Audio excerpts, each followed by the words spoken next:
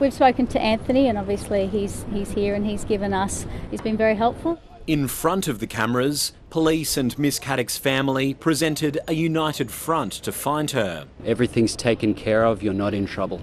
Today, Detective Inspector Gretchen Atkins reflected on what was happening behind the scenes. What was your overall impression then, based on Mr. Coletti's demeanour and based on what he said? Strange. I found him a little scatty.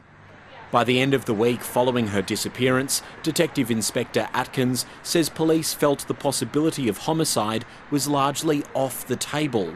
One homicide detective, brought on as a consultant early last year, told the inquest he agreed with the theory Miss Caddick most likely ended her own life. In his notes, an experiment is discussed.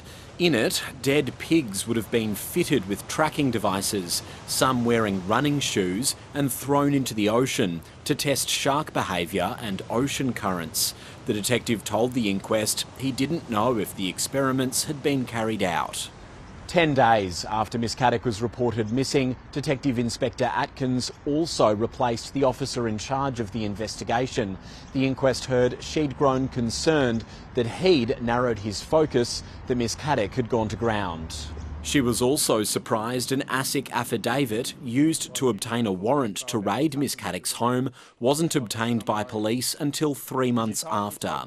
Anthony Coletti is expected to give evidence in the second week of the inquest. Miss Caddick's mother and brother have now requested they be called, concerned their voice isn't being heard. Tim Swanston, ABC News, Sydney.